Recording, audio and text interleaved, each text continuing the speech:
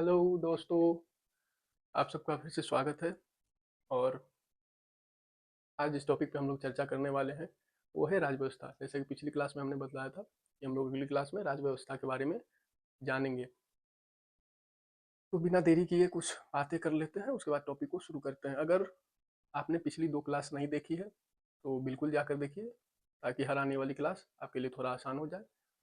और मैं ये कहना चाहता हूँ, जैसे पिछली 2 क्लासों में हमने संविधान को और संविधानवाद को कई उदाहरणों जैसे अनुच्छेदों और आर्टिकल के माध्यम से हम लोगों ने समझा था, केस के भी माध्यम से समझा था। और आज भी उसी तरीके को अपनाते हुए हम लोग इसको भी समझेंगे। इसमें भी अनुच्छेद आर्टिकल का सहारा लेते हुए समझेंगे, न्यायालय के निर्णय या किसी केस के माध्यम से भी समझेंगे।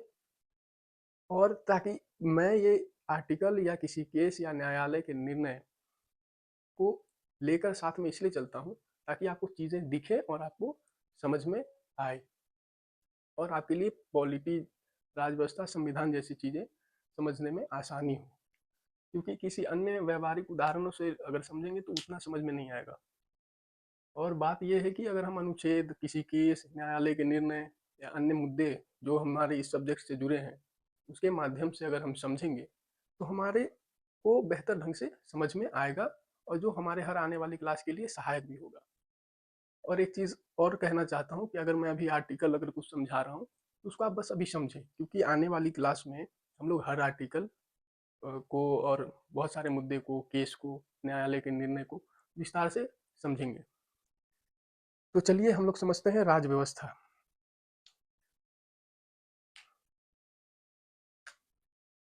राज व्यवस्था को समझते हैं। राज राज माने आप समझ लीजिए जैसे शासन, और व्यवस्था को समझ लीजिए जैसे कोई सिस्टम या प्रणाली।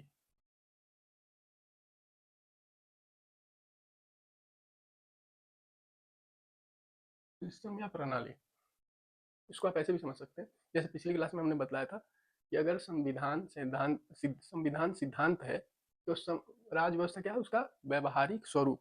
तो इसको भी हम लोग परिभाषा से देखेंगे, फिर अन्य उदाहरणों के माध्यम से समझेंगे, आर्टिकल के भी माध्यम से समझेंगे, न्यायालय के निर्णय के भी माध्यम से समझेंगे। तो आप लोग हमारे साथ बने रहिए, पिछली वीडियो को जरूर देखें। हाँ, मैं मानता हूँ एक चीज़ की वीडियो थोड़ी लेट डल रही है, मगर मेरी कोशिश है कि लगातार आए, जो कि अब बिल्कुल आएगी।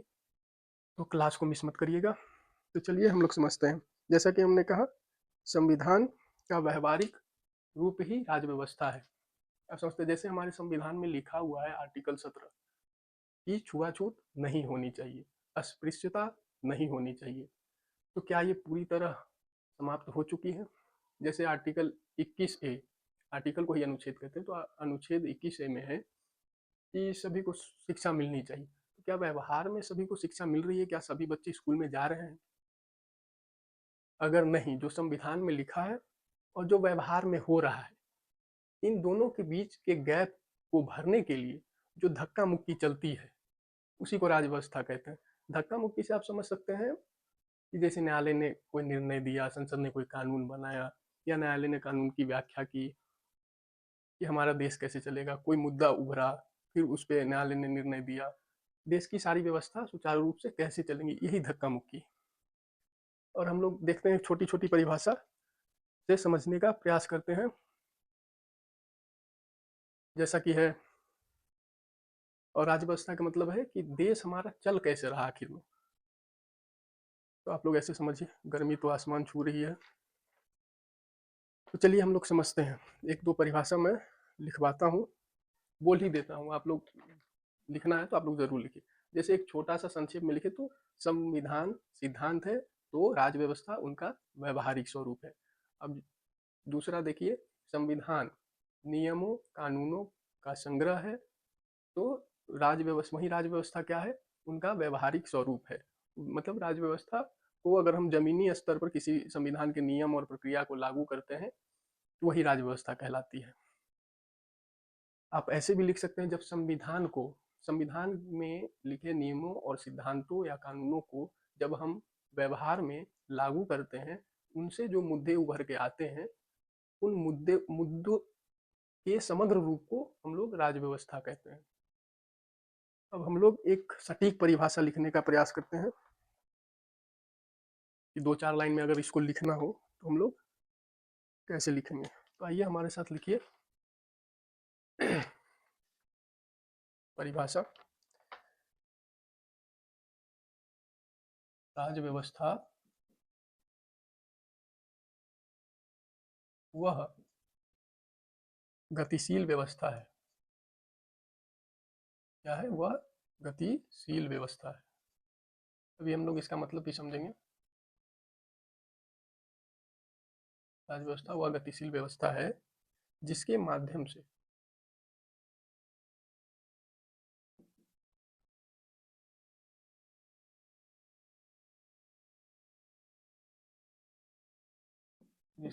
से संविधान के जिसके माध्यम से संविधान के आदर्शों और सिद्धांतों और सिद्धांतों आदर्शों और सिद्धांतों को व्यवहारिक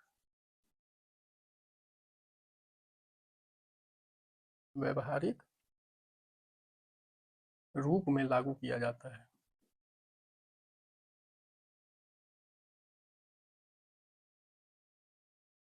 लागू किया जाता है। आप लोग भी लिखते रहिए। आप समझते हैं? अब देखिए इसके अंतर्गत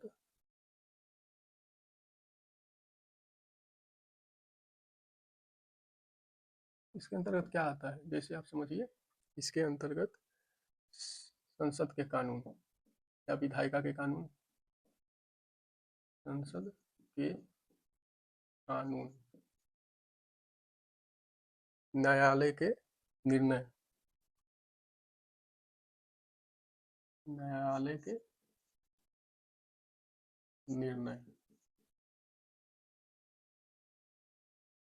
उसके बाद आ जाएगा विभिन्न प्रकार के संस्थाएं,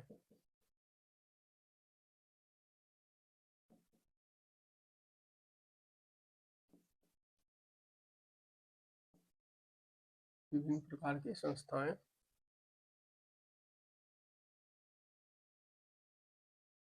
और क्या, सामाजिक कारक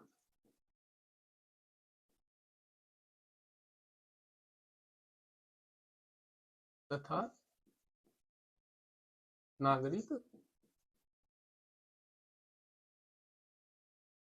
नागरिक मिलकर देश चलाते हैं।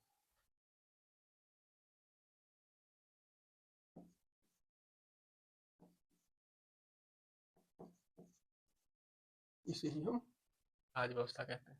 हम लोग इसको भी समझेंगे। जैसे देख लीजिए, राज्य व्यवस्था वह गतिशील प्रक्रिया है जिसके माध्यम से संविधान के आदर्शों और सिद्धांतों को व्यवहारिक रूप में लागू किया जाता है। इसके अंतर्गत क्या आता है, जैसे आ गया हमारा संसद के कानून, न्यायालय के निर्णय, विभिन्न प्रकार के संस्थाएं, सामाजिक कारक तथा नागरिक मिलकर देश चलाते हैं।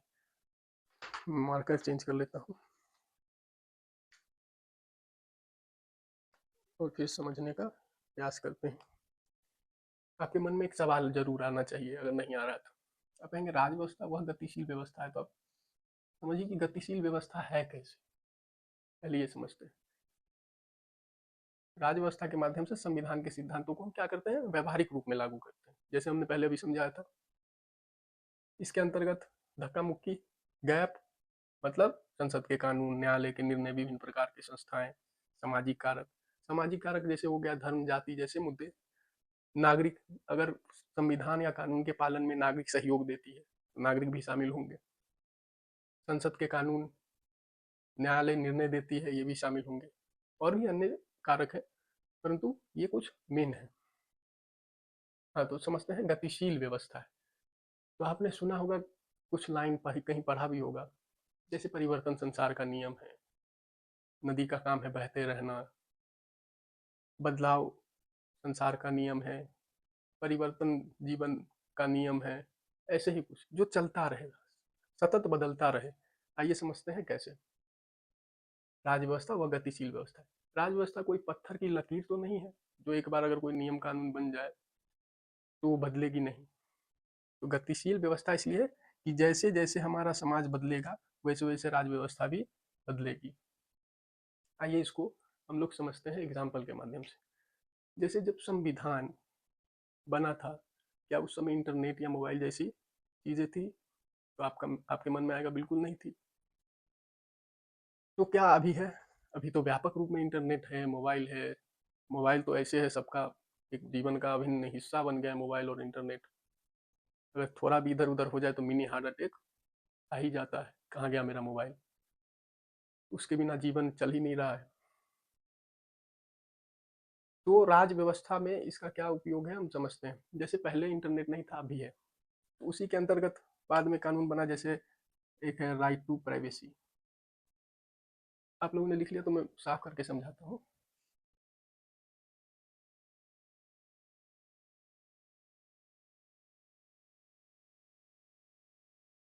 तो आइए समझते हैं। राज व्यवस्था के अंतर्गत आ गया व्यवहारिक स्वरूप में हमने पढ़ा था। संविधान में तो कहीं नहीं इंटरनेट की चर्चा, परंतु देखिए, right to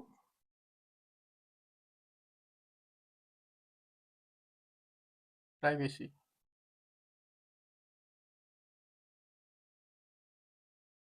right to privacy एक क्या है अपना साइबर कानून।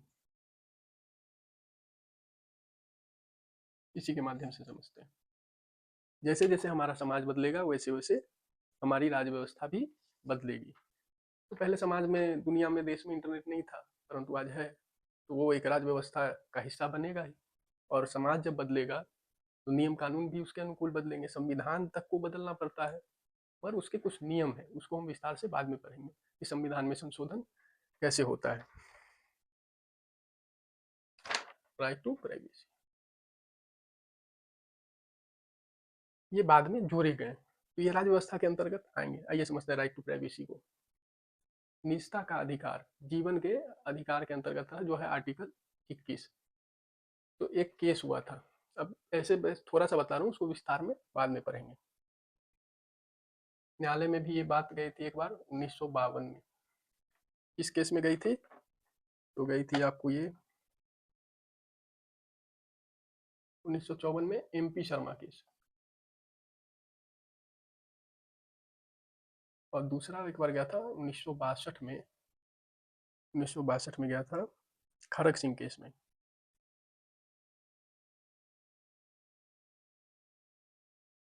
खड़ग सिंह केस में गया था।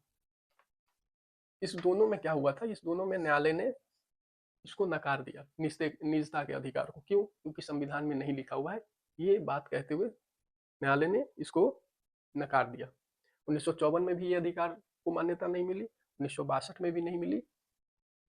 मिली का पुट्टा स्वामी केस, ये आधार कार्ड का जब हम लोग रेटिना, फोटो, फिंगरप्रिंट, इसी से रिलेटेड एक केस है पुट्टा स्वामी केस। उसको भी हम लोग डिटेल में बाद में पढ़ेंगे।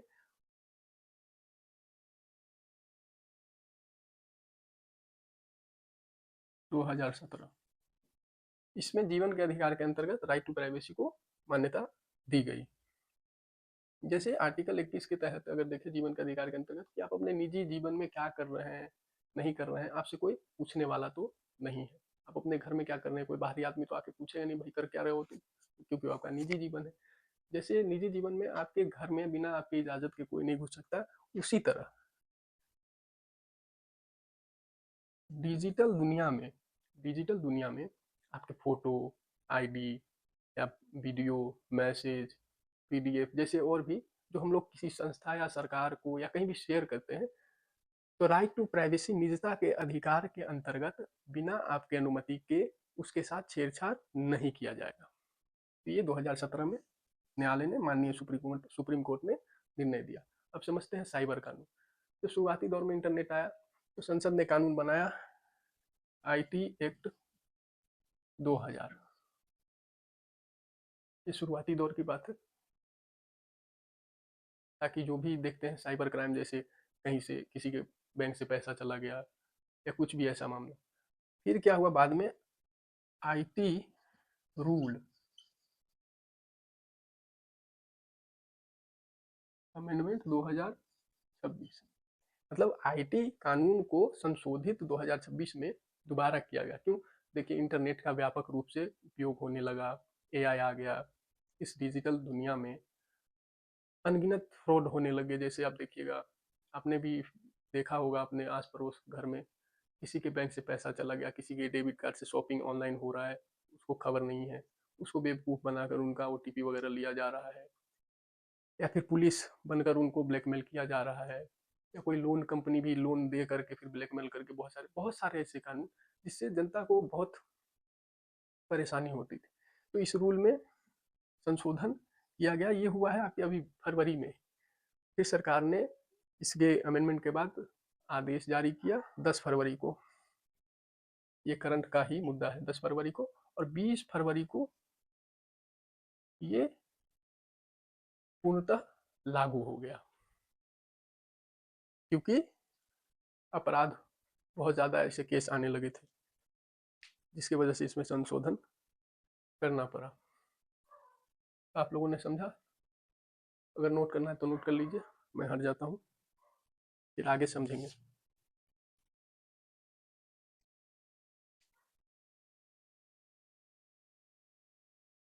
चलिए, आप लोगों ने नोट कर लिया है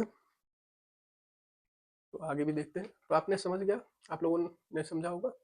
इसमें अमेंडमेंट हुआ, 10 फरवरी को सरकार ने नोटिस जारी किया, उसके बाद 20 फरवरी तक ये पूर्णतः लागू हो गया, क्योंकि साइबर क्राइम बहुत बढ़ चुका था।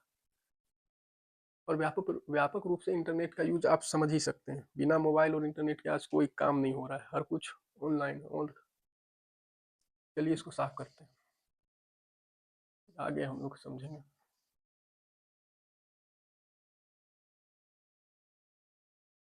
अब राज्य व्यवस्था को समझने के लिए उसके कुछ मुख्य बिंदु हैं, उसको भी आप लोग लिखिएगा, बस समझिएगा। मैं कुछ मुख्य बिंदु लिखता हूँ। राज्य व्यवस्था कई चीजों से मिलकर बनती है, उसी में कुछ पॉइंट के माध्यम से हम समझते हैं। आप लोग भी लिखिए, राज्य व्यवस्था कई तत्वों से मिलकर बनती है। जैसे कुछ मुख्य पॉइंट हो गए, संसद के कानून, संसद के कानून। दूसरा पॉइंट हो जाएगा आपका न्यायालय के निर्णय,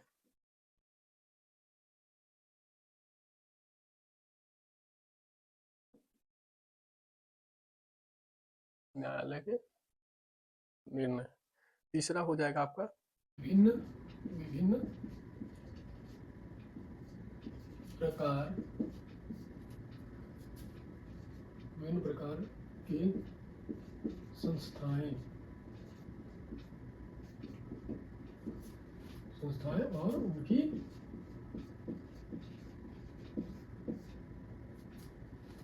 उनकी कार्य प्रणाली। ये हो गया आपका तीसरा पॉइंट। चौथा पॉइंट में हो जाएगा राजनीतिक और सामाजिक कारक।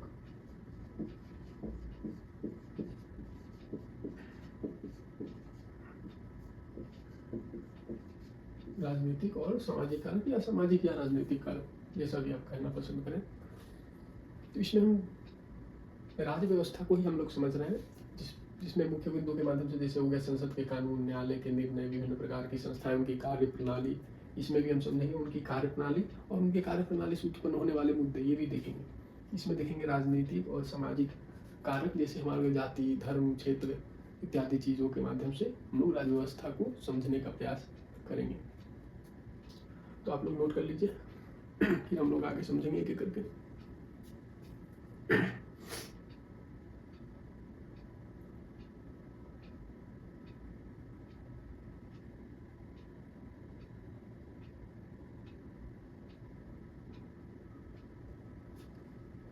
चलिए मैं इसे साफ करता हूँ और इसको समझेंगे।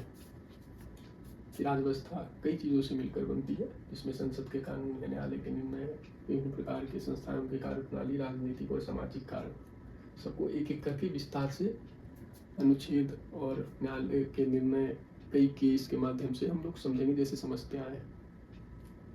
और फिर जब हमारा बेस थोड़ा मजबूत होगा 2-4 क्लास में, उसके बाद हम लोग एक एक टॉपिक को, एक एक आर्टिकल, अनुच्छेद को विस्तार से समझेंगे, किसी केस के माध्यम से, किसी मुद्दा के माध्यम से। जो कि वास्तविक मुद्दा या केस होगा। तो आप लोग चिंता नहीं करें। तो राज्य व्यवस्था संविधान तो मेरा सिद्धांत ही, उसको आधार बना के ही हमारी संसद कानून बनाती है। अब कैसे बनाती है, हम लोग जैसा शुरुआत में हमने आर्टिकल 17 की चर्चा की थी कि छुआछूत की मनाही, और उसी आर्टिकल का उपयोग करके हम लोग देखेंगे कैसे। जैसे आपका एक आर्टिकल है, आर्टिकल या इसको अनुच्छेद,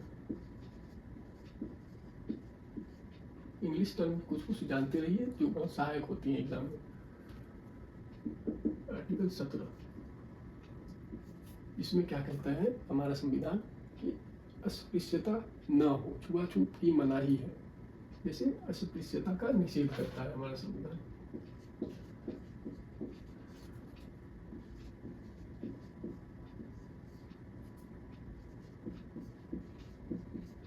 अस्पृश्यता का निषेध या फिर छुआछूत की मनाही, छुआछूत की मनाही। अब ये तो मान लीजिए ये क्या है, ये हमारा संविधान है। संविधान में एक सिद्धांत है जो कि आर्टिकल 17 लिखा हुआ है। ये तो संविधान का है।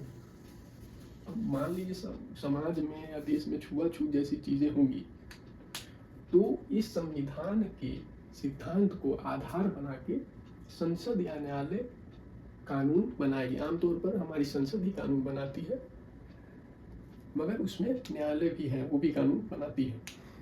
पहले भी हमने समझा आपको। तो छुआछूत की मनाही ये हमारा संविधान का सिद्धांत है। अब चलिए समझते हैं कैसे। मान लीजिए कि कोई व्यक्ति है, ठीक है, ये एक व्यक्ति है, मान लीजिए व्यक्ति है एक्स, इस पर आरोप है, इस पर क्या है, आरोप है कि ये छुआछूत किए हैं।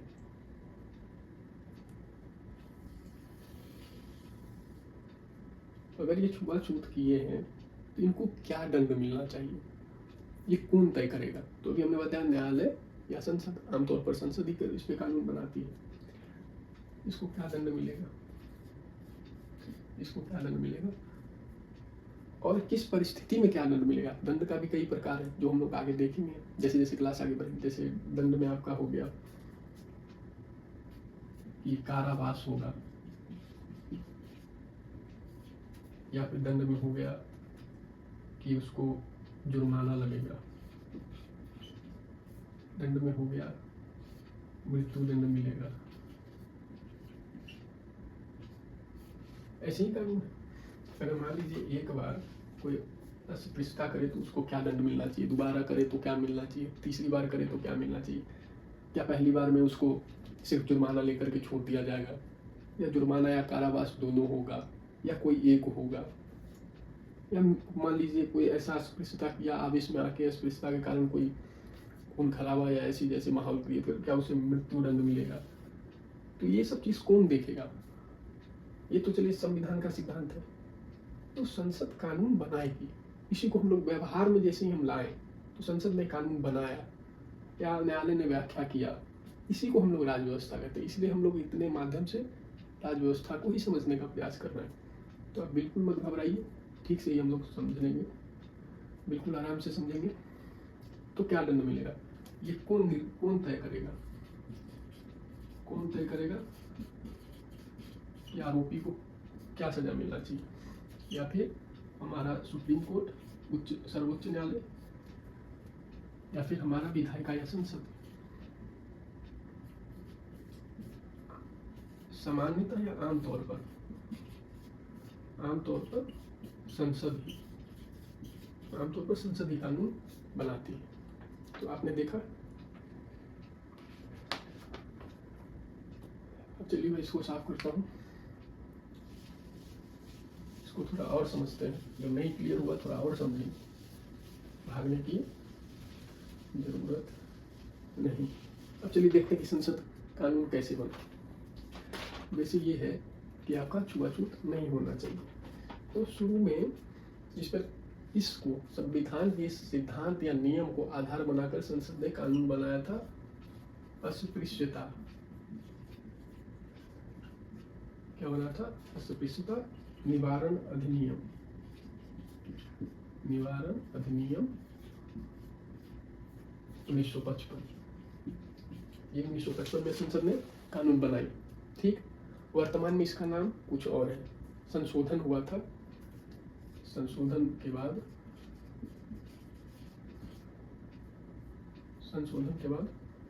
19 नवंबर 1976 में संशोधन हुआ और इसका नाम बदल करके कर दिया गया। क्या कर दिया गया? वर्तमान में इसका नाम अभी यही है, नागरिक अधिकार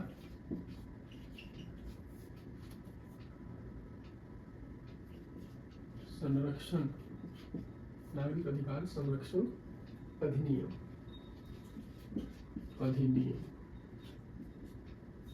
1976। ठीक, नागरिक अधिकार या सिविल, इसको हम सिविल भी कह सकते हैं यार, सिविल। क्या? सिविल। ठीक है, फिर से लिख देता हूँ, सिविल, नागरिक या सिविल। ये संशोधन जब 1976 में हुआ था तब इसका नाम बदला गया था। वर्तमान नाम ये। चलिए दोस्तों, क्षमा चाहते हैं, थोड़ी कैमरे में दिक्कत आ गई थी। तो ये क्या है? इसका वर्तमान नाम है सिविल अधिकार संरक्षण अधिनियम 1976। तो चलिए हम लोग आगे समझते हैं। जैसे एक बार और रिवाइज कर लेते हैं। ये क्या है? संविधान का सिद्धांत या नियम कानून। ये उसकी व्याख्या क्या है? ये किसके अंतर्गत आएगा? राज्य व्यवस्था के अंतर्गत। यह व्याख्या बतलाता है कि आरोपी को किस परिस्थिति में कौन सा सजा मिलेगा। जैसे पहली बार में क्या मिलेगा, दूसरी बार में क्या मिलेगा, तीसरी बार में क्या मिलेगा। चलिए मैं इसको साफ कर लेता हूँ, फिर आगे समझते हैं।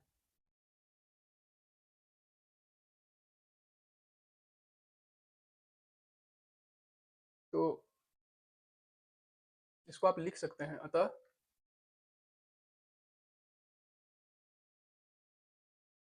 यह आर्टिकल 17 जो है क्या है? ये संविधान है।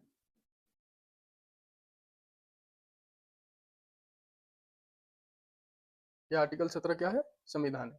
और ये जो व्याख्या था, जो अधिनियम था, नागरिक अधिकार संरक्षण अधिनियम 1976 या फिर 1955, ये क्या हो गया?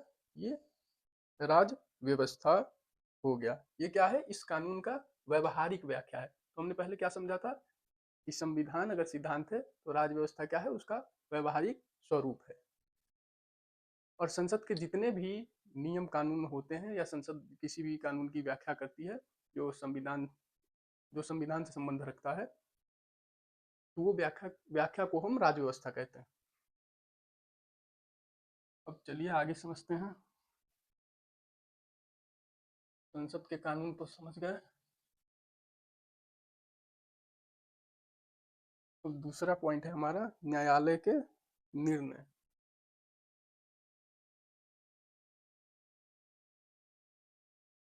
न्यायालय के निर्णय,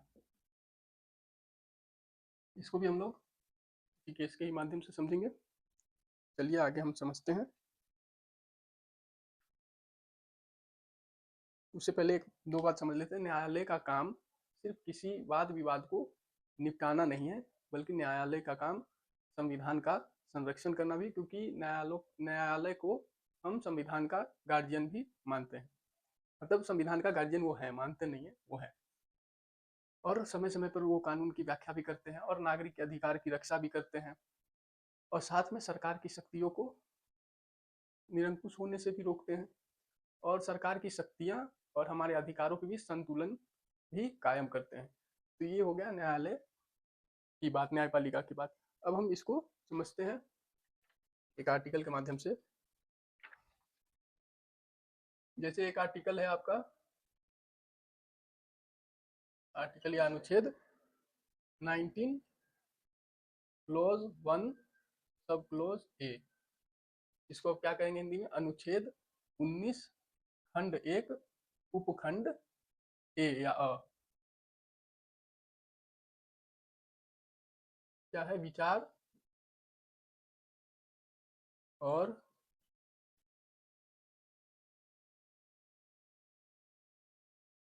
और अभिव्यक्ति की स्वतंत्रता। विचार और अभिव्यक्ति की स्वतंत्रता, ये क्या है? ये हमारा संविधान है, ये उनके सिद्धांत हैं या कानून है। तो जैसे बाद में जोड़ा गया, क्या जोड़ा गया? प्रेस की स्वतंत्रता। प्रेस की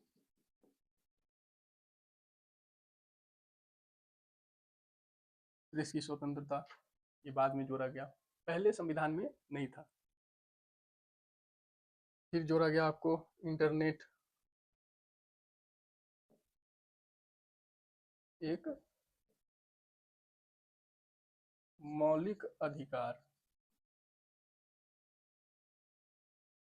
मौलिक अधिकार है, क्या है? इंटरनेट को भी मौलिक अधिकार के अंतर्गत रखा गया है। जैसे हमने पहले भी समझा था, जब इनिशियल में हम आपको राज्य व्यवस्था के बारे में समझा रहे थे, तो बताया था जब संविधान बना था तब तो इंटरनेट जैसी कोई चीज़ नहीं थी, परंतु आज है।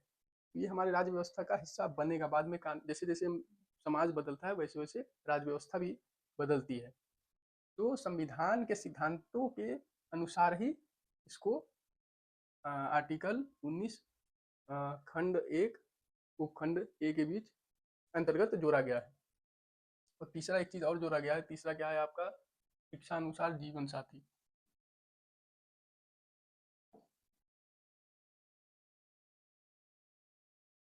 जीवन साथी, इच्छानुसार जीवन साथी का चुनाव। इन तीनों को हम एक एक करके केस के माध्यम से समझेंगे। आपको नोट करना है, कर लीजिए, मैं रखता हूँ।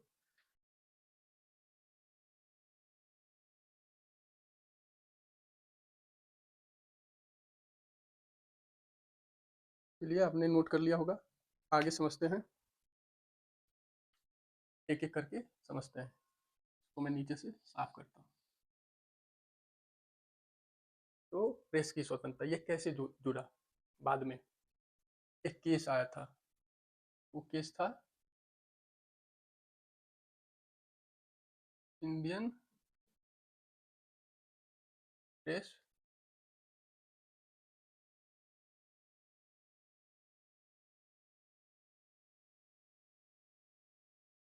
Indian express newspaper case 1985। Hindi में भी लिख देता हूँ क्योंकि आपको तो हिंदी में ही लिखना है। Indian express Indian express newspaper newspaper newspapers case. Papers बनाम भारत संघ 1985। इसको ऐसे भी बोल सकते हैं, Indian express newspaper case 1985। Indian express newspaper बनाम भारत संघ। भारत संघ का मतलब समझिए, जैसे केंद्र सरकार। भारत संघ का मतलब केंद्र सरकार। बनाम मतलब वर्सेस, यानी के खिलाफ। ये जो है पहला पक्ष, इनके खिलाफ केस किए क्योंकि उनके अधिकारों का हनन हो रहा था। अब कैसे हो रहा था हम वो भी समझते हैं। तो 1985 में क्या हुआ कि इनका जो भी पेपर मिल वगैरह जो भी होगा, यानी न्यूज़पेपर की छपाई, तो ये इनके न्यूज़पेपर के लिए जो कागज हम आयात करते थे, ये उन पे सरकार ने भारी टैक्स लगा दिया। तो हुआ क्या, सरकार का कहना था कि ये तो व्यवसाय है और टैक्स लगाना मेरा अधिकार है, हम तो टैक्स लगाएंगे। तो जिसके वजह से ये इनको समस्या हुई और ये न्यायालय गए। फिर जब बात न्यायालय में पहुंची, और न्यायालय में पहुंची कैसे? तो आर्टिकल 32 के तहत। आर्टिकल 32 का सहारा लिया गया और इसके तहत रिट याचिका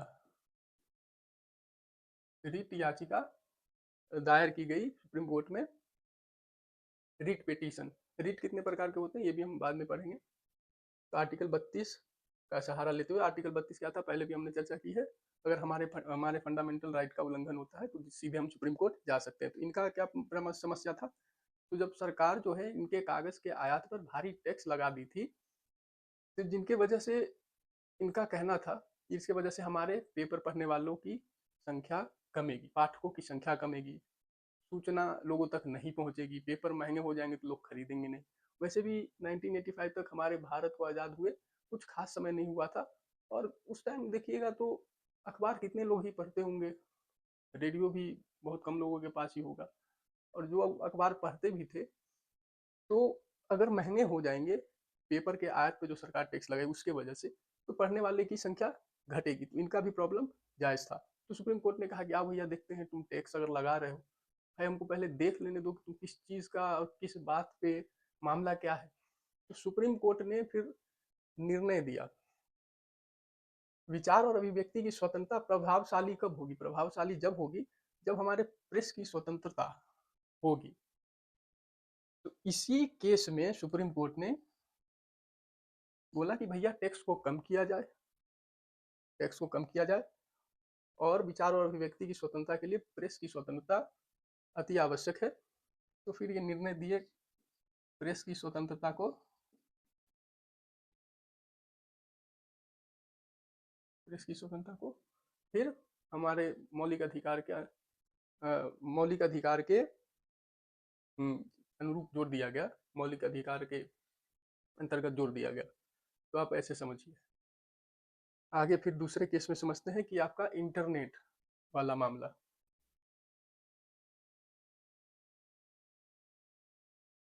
राज व्यवस्था को ही हम लोग समझ रहे हैं कई उदाहरणों के माध्यम से। ये घटना वास्तविक है, कोई काल्पनिक नहीं है। उसमें भी इंटरनेट मौलिक अधिकार, तो वो कब बना, तो आप समझ सकते हैं कि सबसे ज़्यादा इंटरनेट की समस्या भारत के किस प्रांत में होती रही है। जब कुछ भी हुआ तो इंटरनेट बंद, तो आप समझ सकते कहाँ, जम्मू एंड कश्मीर। उसके बाद ही इसको मौलिक अधिकार के अंतर्गत जोड़ा गया, क्योंकि आज आप देख रहे हैं कि इंटरनेट, मोबाइल, ये सब हमारे जीवन का अभिन्न अंग बन चुके हैं, तो इसको भी मौलिक अधिकार के अंतर्गत जोड़ा गया। क्या था दूसरा, इंटरनेट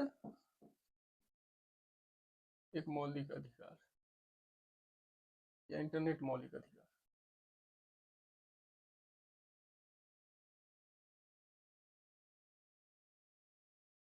इंटरनेट मौलिक अधिकार कैसे हुआ, तो चलिए हम इसको समझते हैं आगे। तो मामला क्या था कि जम्मू एंड कश्मीर में जब आर्टिकल 370 संशोधित हो रहा था, अमेंडमेंट हो रहा था, उस दौरान कोरोना का भी माहौल था, और सब कुछ वहाँ तो कोरोना के माहौल में ही अमेंड किया गया इसको। वहाँ तो वैसे ही सब कुछ बंद था, पूरा भारत बंद ही था एक तरीके से देखिए तो। और उस दौरान जम्मू कश्मीर में और भी पाबंदियां थी इस अमेंडमेंट के कारण, इंटरनेट को भी पूर्णतः बंद कर दिया गया था, जिसके वजह से इसमें दो केस हैं। पहला केस जो हुआ, अनुराधा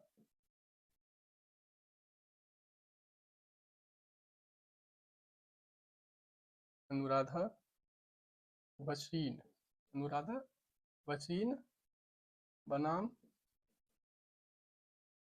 भारत संघ, 2020 2020। दूसरा क्या था, गुलाम नबी आजाद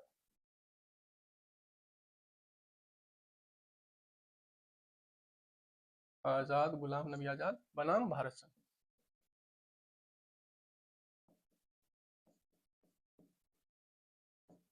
2020। अब संविधान में तो कहीं नहीं इंटरनेट, परंतु देखिए जैसे जैसे हमारा समाज बदल रहा है तो हमारी राज व्यवस्था भी बदल रही है, और संविधान को केंद्र बनाकर ही कानून बन रहे हैं, और हमारे अधिकारों को भी मान्यता मिल रही है। और पता नहीं आगे क्या हमारे जीवन का अभिन्न अंग बन जाए और हमारा वो मौलिक अधिकार हो जाए, तो आने वाले समय के साथ हम लोग देखते रहेंगे, देखेंगे क्या क्या मामला है। तो ये दो केस, बनाम का मतलब समझिए वर्ष, जैसे इंडिया वर्सेस पाकिस्तान, ऐसे समझने का बस कोशिश करिए। वर्सेस पीएस या फिर के खिलाफ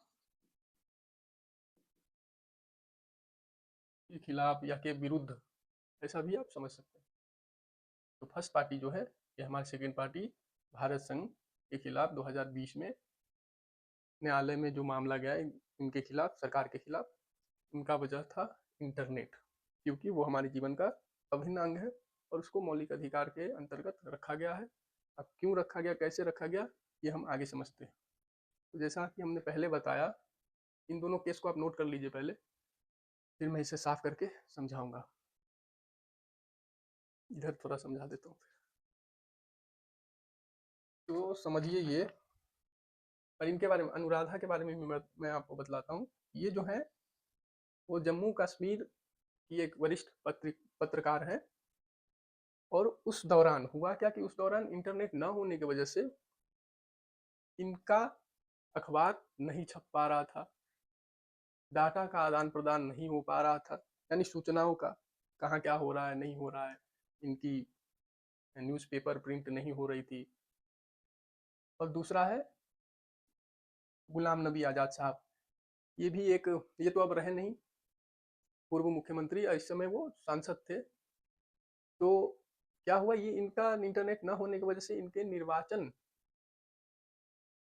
जहाँ से निर्वाचित हुए वहाँ से इनका संपर्क टूट गया था, लोगों तक इनकी पहुँच नहीं हो पा रही थी, या दूसरी बात, लोग भी इन तक अपनी समस्याओं को नहीं पहुँचा पा रहे थे, और लोग से ये मिल भी नहीं पा रहे थे कि इनके क्षेत्र में क्या बातें हो रही हैं। मिलने के लिए कई बार एयरपोर्ट भी जाते थे तो इनको लौटा दिया जाता था। तो ये मामला दोनों था, इसी की वजह से ये मामला गया कोर्ट में। यहाँ भी आर्टिकल 32 का सहारा लिया गया कि आप सीधे सुप्रीम कोर्ट जा सकते हैं। अम्बेडकर साहब ने इसको संविधान का हृदय और आत्मा भी कहा है, क्योंकि आपको बाकी केस में तो आप नीचे से शुरू करते हैं, मगर इस आर्टिकल के तरफ सीधे आप सुप्रीम कोर्ट जा सकते हैं। हाँ, तो हम लोगों ने समझा इतना।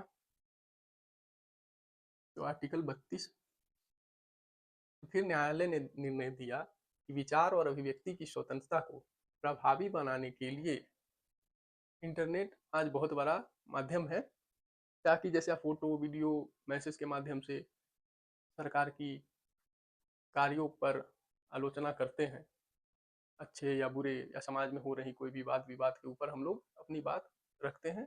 जब इंटरनेट नहीं होगा तो विचार और अभिव्यक्ति की स्वतंत्रता प्रभावशाली नहीं होगी, और जैसे फिल्मों के माध्यम से, चित्र के माध्यम से, ये सब इसमें आएगा जब आप अभिव्यक्त करेंगे अपना विचार। तो अभी तो इंटरनेट है, तो इंटरनेट के बिना तो कुछ संभव है नहीं। चलिए इसको साफ करते हैं।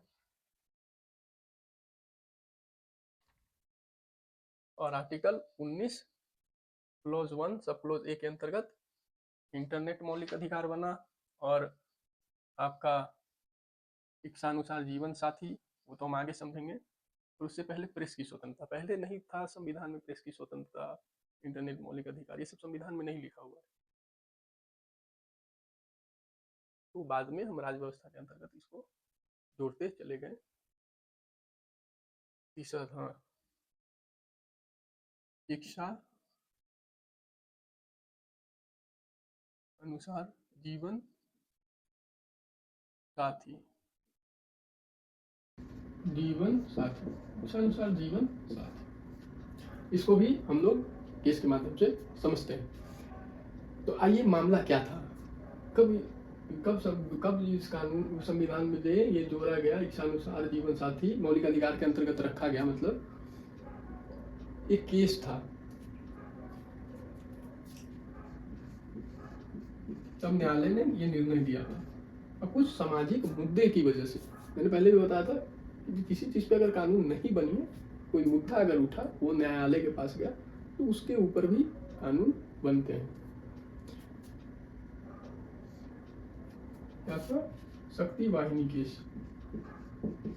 शक्ति वाहिनी केस, या शक्ति वाहिनी बनाम भारत संघ, क्योंकि 2018 में ही इसका निर्णय आया था।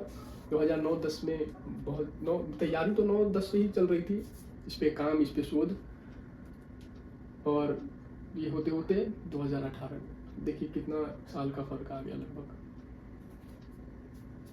तो मामला क्या था, एक और आयोग है हमारा राष्ट्रीय महिला आयोग। राष्ट्रीय महिला आयोग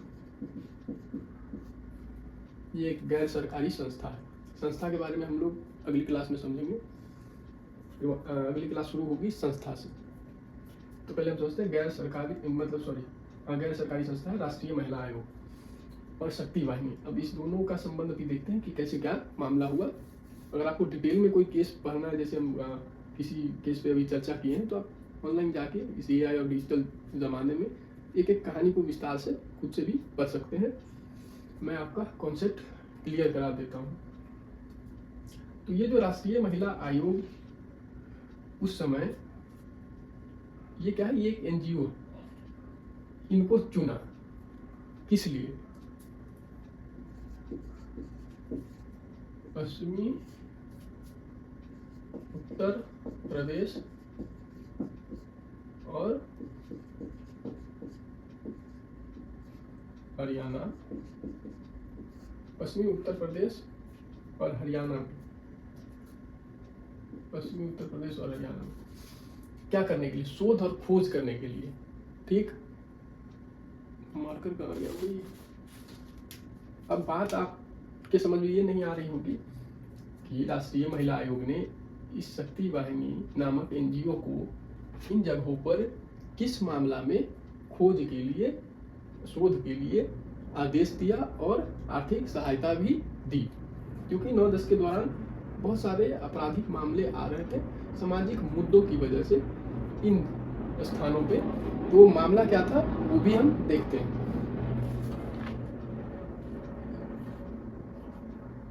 इन्होंने इनको चुना। और जब कोई आयोग किसी संस्था को शोध के लिए, रिसर्च के लिए, खोज के लिए चुनती है, तो वो देखती है कि वो संस्था कितनी एक्सपीरियंस है, कितनी अनुभवी। जितनी ज़्यादा अनुभवी होती है तो ज़्यादा अनुभवी संस्था को ही चुना जाता है, क्योंकि जांच परख खोज रिसर्च जो भी अच्छे से हो सके। तो चलिए मामला क्या था? मामला ये था कि हरियाणा और पश्चिमी उत्तर प्रदेश और सटे पंजाब में कुछ मामला ये था, जैसे आपका खाप पंचायत के फैसले या फरमान, वो जो भी फैसले या फरमान जारी करते थे। ठीक, दूसरा honour killing. Honour killing, honour killing में क्या होता था? सम्मान के नाम पर हत्याएं होती थी। इसको कहेंगे सम्मान के नाम पर हत्या। मतलब पारिवारिक प्रतिष्ठा, सामाजिक प्रतिष्ठा के चक्कर में दो व्यक्ति प्रेम या विवाह अंतरजातीय या कोई भी रीति रिवाज को, सामाजिक कुरीतियों को कहा जाए तो तोड़ने का अगर प्रयास करते हैं, तो उनको जैसे मार दिया जाना, सामूहिक हत्या करवा दिया जाना, ये चीज़ें इसके अंतर्गत आती है। और खाप पंचायत भी इन्हीं सब चीज़ों पे जो फैसले सुनाती है, जैसे गांव से बाहर निकाल दो, सामूहिक पिटाई करवा दो, उनके परिवार का जीना दूभर कर दो, ये सब चीज़ें। और भी बहुत सारे मुद्दे हैं, जैसे ये सब मुख्य मुद्दे हैं। और इस पे मार डालना, ये तो एक जघन्य अपराध है। वो भी अभी के समय में किसी से प्रेम करना या विवाह करना, उससे ये एक व्यक्तिगत अपना निजी फैसला होता है। उसमें समाज या परिवार का सहमति हो या ना हो, आप अपने फैसले लेने के लिए स्वतंत्र हैं। परंतु कुछ सामाजिक जो रीति रिवाज है, उनके उल्लंघन पे उनको मौत के घाट उतार देना, यही सब मामले 9/10 के टाइम में बहुत ज़्यादा आ रहे थे। इसलिए महिला आयोग ने इस NGO को चुना और बोला कि इन जगहों पे जाइए और आप शोध और खोज करिए, पता लगाइए कि आखिर वहाँ असल में हो क्या रहा है। तो चलिए आप इतना नोट करिए, मैं हट जाता हूँ, फिर आगे समझते हैं।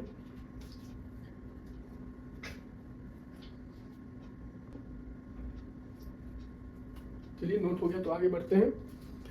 तो ये दोनों चीज किन मुद्दों पे काम करती थी, तो इसको भी समझ लेते हैं। पश्चिमी उत्तर प्रदेश और हरियाणा और सटे में अपना पंजाब है, इन्हीं में ये मामला होता था ज्यादा। तो मामला जैसे क्या हुआ था, अगर आप अंतर जातीय विवाह किए, दूसरा मामला क्या है? दूसरा मामला है आपका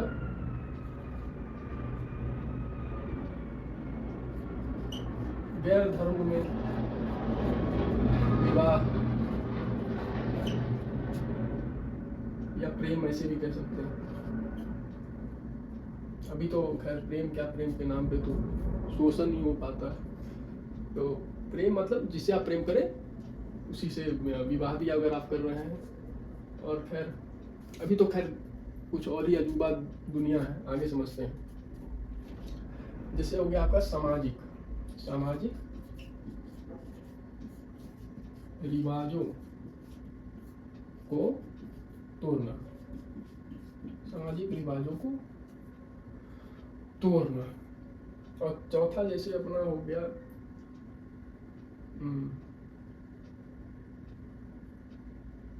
चौथा हो गया जैसे गोत्र विवाह। और भी अन्य मुख्य कारक है। सामाजिक रीति रिवाजों को तोड़ना, तो रीति रिवाज में भी ये भी आ जाता है कि हमारा रीत है कि रिवाज है कि ये गोत्र में विवाह नहीं होना चाहिए, अगर करोगे तो तुम्हारा कल्याण कर दिया जाएगा, जिद्दी मत बनो वगैरह वगैरह, जो हमारे परिवार और समाज के लोग करते हैं, छोटी छोटी बातों पे ब्लैकमेल करना वगैरह वगैरह। तो इन्हीं सारे मामलाओं को देखते हुए सुप्रीम कोर्ट ने इसको मौलिक अधिकार के अंतर्गत शामिल कर दिया। तो चलिए इसको साफ करके आगे समझते हैं।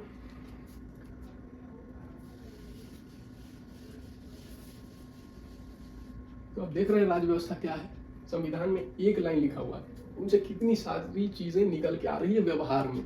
यही व्यवहारिक चीजों को हम राज व्यवस्था कहते हैं।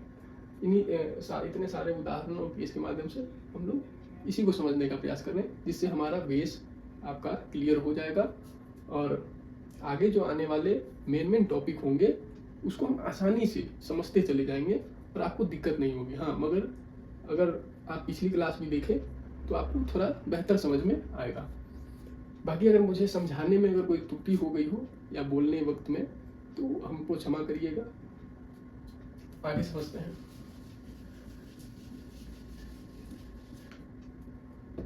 तो हमारे माननीय सुप्रीम कोर्ट जो है, सर्वोच्च न्यायालय, उन्होंने फैसला दिया। हाँ, ये दो आर्टिकल से, एक तो आपका ये, दूसरा हो गया आर्टिकल 21, जीवन का स्वतंत्रता, जीवन का स्वतंत्रता, या फिर हाँ यार ऐसे लिख देते हैं, माफ करिएगा, जीवन का अधिकार। स्वतंत्रता भी कह दिए तो कोई दिक्कत नहीं है, जीवन का अधिकार दिमाग में चलते रहता है कुछ न कुछ। तो जीवन, ये दोनों आर्टिकल के अंतर्गत इच्छानुसार जीवन साथी चुनना मौलिक अधिकार बना। कैसे बना? सुप्रीम कोर्ट ने दिया कि सामाजिक इज्जत प्रतिष्ठा के चक्कर में आप किसी को जान से ही मार दे रहे हैं या किसी को किसी भी प्रकार से प्रताड़ित कर रहे हैं, तो ये अच्छी बात नहीं है, ये एक बहुत बड़ा अपराध है, जघन्य अपराध है। तो सुप्रीम कोर्ट ने कहा कि जीवन के अधिकार के अंतर्गत गरिमापूर्ण जीवन जीने के लिए, यानी अपने फैसले खुद ले रहे हैं, हम किसी पे डिपेंडेंट नहीं हैं, हम चीज़ों को सही से कर रहे हैं, तभी तो गरिमापूर्ण जीवन जी पाए। जीवन का अधिकार का मतलब तो सिर्फ हवा पानी सांस लेना तो है नहीं कि बस जिंदा है मुर्दे की तरह, नहीं, अपना पक्ष रखना है, अपने फैसले खुद लेने हैं, समाज को दिशा देना है, और भी बहुत सारी चीज़ जो लाइफ को हमारे बेहतर बनाए। तो गरिमापूर्ण ढंग से जीवन जीना, जिसमें विवाह एक बहुत बड़ा हमारे लाइफ का हिस्सा है, जिसमें हम पूरे जीवन किसी व्यक्ति के साथ बिताते हैं। और वो समाज और परिवार के चक्कर में अगर आप आ करके फैसला ले रहे हैं, बहुत हद तक हमारा समाज सदियों से ऐसा ही चलता आ रहा है, परंतु अब थोड़ा बदल रहा है, क्योंकि जीवन पर्यंत आपको उन्हीं के साथ जीना है। तो आप अपने फैसले के अनुकूल ही चलिए तो ज़्यादा बेहतर होता है। बाकी होने के लिए तो कुछ भी हो सकता है। तो जीवन के गरिमापूर्ण जीवन जीने के लिए, और विवाह एक आदमी का व्यक्तिगत और निजी फैसला होता है, इसमें सुप्रीम कोर्ट का कहना था कि इसमें समाज और परिवार की सहमति की कोई आवश्यकता नहीं है, एक व्यक्ति अपना फैसला खुद ले सकता है। एक तो ये गरिमापूर्ण जीवन के लिए। और विचार और अभिव्यक्ति की स्वतंत्रता के अंतर्गत अगर देखें, अगर आप अपनी पसंद या अपने विचार को रख रहे हैं, उसके अनुकूल जीवन जी रहे हैं और निर्णय ले रहे हैं, अपनी पहचान बना रहे हैं, तो वो आपकी अभिव्यक्ति हुई, ऐसे समझिए। व्यक्त भी कर रहे हैं, अभिव्यक्त भी कर रहे हैं। तो विचार और अभिव्यक्ति की स्वतंत्रता के अंतर्गत भी इसको मौलिक अधिकार के तहत रखा गया। तो यही वो केस था। और तीसरा चीज और है, यहाँ इसे लिख सकते हैं आर्टिकल 19 और 21 के तहत व्यक्ति को गरिमापूर्ण जीवन जीने के लिए अपने अनुसार जीवन साथी चुनना चाहिए। आर्टिकल 19 और 21 के तहत गरिमापूर्ण जीवन जीने के लिए व्यक्ति अपने इच्छा अनुसार जीवन साथी का चुनाव कर सकता है। ये न्यायालय का निर्णय था। और दूसरा चीज क्या था कि क्या है अपना, वो सब तो हमने समझ ही लिया है। तो यही चीज था, दो वयस्कों के बीच अगर शादी जैसा चीज हो रहा तो उसमें समाज और परिवार कहाँ से आ गया। उनको तो खुद ही अपना फैसला लेना चाहिए और बिल्कुल अपने मुद्दे को, अपने विचारों को अभिव्यक्त करना चाहिए, उसके अनुसार जीवन जीना चाहिए। तो हम लोग आज समझें, क्या समझे, पॉलिटी को समझने का प्रयास किए और अपना बेसिक्स कॉन्सेप्ट क्लियर करने का प्रयास किए। आगे जब हमारी टॉपिक आगे बढ़ेगी, क्लास आगे बढ़ेगी, तो चीज़ों को समझना आसान हो जाएगा, बहुत ज़्यादा आसान हो जाएगा। और दूसरी बात यह है कि इसके बाद का पॉइंट है आपका, 2 पॉइंट। एक है विभिन्न प्रकार की संस्थाएं और उनकी कार्य प्रणाली, वो कैसे काम करती है, वे संस्थाएं कौन होती है, संस्थाएं में गैर सरकारी संस्था कौन सा है आपका, सॉरी हमको माफ करिएगा, हम गैर सरकारी बोलती हैं। गैर संवैधानिक कौन सा है, संवैधानिक कौन सा है और असंवैधानिक कौन सा है, उसके अंतर्गत कौन कौन से संस्था आते हैं, वो उनका कार्य क्या होता है, उनको भी हम लोग समझेंगे। उसके बाद था हमारा जैसे सामाजिक मुद्दा, 2 पॉइंट, एक हो गया संस्था वाला, दूसरा हो गया अपना सामाजिक, जो हमारे सामाजिक मुद्दे होते हैं, सामाजिक और राजनीतिक मुद्दे, जिसमें धर्म से रिलेटेड, जाति से रिलेटेड, क्षेत्र से रिलेटेड जो वाद विवाद चीज़ें होती हैं जो हमारे राज्य व्यवस्था को प्रभावित करती हैं, उन चीज़ों को, इन 2 पॉइंटों को हम लोग नेक्स्ट क्लास में, अगली क्लास में देखेंगे। तो अभी के लिए हम लोग इतना ही रखते हैं और मिलते हैं अगली क्लास में। और बिल्कुल जाके आप पिछली वीडियो देखिए। कुछ बाहरी अगर साउंड पोल्यूशन आ रहा है तो उसके लिए क्षमा करिएगा, क्योंकि उतनी व्यवस्था नहीं है कि हम आपको थोड़ा सा बेहतर इन्वायरमेंट दे पाएँ, जैसे जिसमें टच बोर्ड वगैरह। वैसे हमें यही बोर्ड अच्छा लगता है जिस पे हम लिखते हैं और समझाते हैं। तो चलिए मिलते हैं अगली क्लास में। शुभ रात्रि, अपना ख्याल रखिए। आप सबको मेरा नमस्कार। चलते हैं, बहुत बहुत धन्यवाद हमारे साथ बने रहने के लिए। क्लास को हम लोग संस्था और सामाजिक और राजनीतिक मुद्दे, ये जो 2 पॉइंट बच गए, उसी से शुरू करेंगे अगली क्लास, और क्लास को हम आगे बढ़ाएंगे। चलिए मिलते हैं।